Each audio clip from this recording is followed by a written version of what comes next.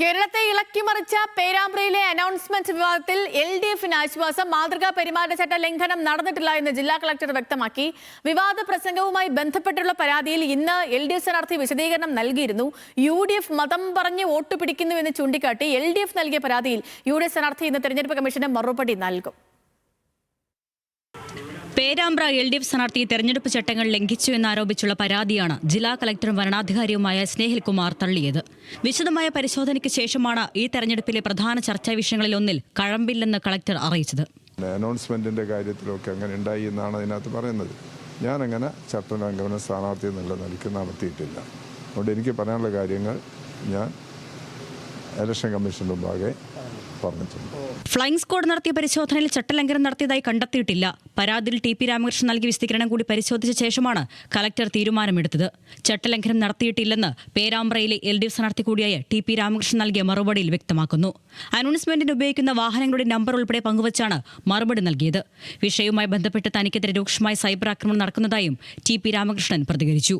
എനിക്കെതിരായിട്ടാണ്, ഇടതുപക്ഷ ജനാധിപത്യ മുന്നണിക്കെതിരായിട്ടാണ് സൈബർ ആക്രമണം. അതിൽ എനിക്കൊരു ബേജാറില്ല. ഞാൻ ജനങ്ങളുടെ മുമ്പിൽ ഒരു തുറന്ന പുസ്തകം പോലെ പ്രവർത്തിക്കാം. അതേസമയം വിഷയം പ്രചാരണായുധമാക്കുന്ന UDF ഇന്നും LDFനെതിരെ രംഗത്തെത്തി. വികസന വിപ്ലവം നാട്ടിൽ നടന്നിട്ടുണ്ടെന്ന് LDF വിശ്വസിക്കുന്നുണ്ടെങ്കിൽ പിന്നെ എന്തിനാണ് ഈ പണിക്ക് പോകുന്നതെന്ന് ഷാഫി പറമ്പിൽ ചോദിച്ചു. ഈ തെരഞ്ഞെടുപ്പിൽ തഹ്ലിക്ക് വോട്ട് ചെയ്യേണ്ട എന്ന് പറയാൻ എന്തെല്ലാം കാരണമുണ്ടെന്നും അതെല്ലാം നിലനിൽക്കെ എന്തിനാണ് ഇത്തരം അനൗൺസ്മെന്റ് പ്രചരിപ്പിക്കുന്നതെന്നും ഷാഫി. ഒരു സ്ഥാനാർത്ഥി എന്നിട്ട് വീട്ടിൽ പോയിട്ട് പറയുന്നത് ഞാൻ കൗമാണ്, എനിക്ക് വോട്ട് ചെയ്യണമെന്നൊരു സ്ഥാനാർത്ഥി പറയും. ഇത്തരം ശ്രമങ്ങളിൽ നിന്ന് അനുഭവങ്ങളിൽ നിന്ന് പാഠം പഠിച്ചവർ അത് വീണ്ടും ചെയ്യാൻ പാടില്ലായിരുന്നു. ഇങ്ങനെ ഒരു പരാതി ഉയർന്നു വരുന്നതിൻ്റെ മുമ്പ് നിങ്ങൾ ആരെങ്കിലും അത്തരം ഒരു പരാതിയെ പറ്റി കേട്ടിരുന്നോ? അപ്പോൾ ആദ്യം ഇവരുടെ പരാതി സ്റ്റേഷനിൽ സ്വീകരിച്ച് നോട്ടീസ് കൊടുക്കുക, റെസീറ്റ് കൊടുക്കുക, എന്നിട്ട് പിന്നെ പറയാം ഇത് വേറെ സ്റ്റേഷനിലാണ് കൊടുക്കേണ്ടതെന്ന് പറയാം. ആ ഗ്യാപ്പിൽ വേറെ പരാതികൾ വരിക.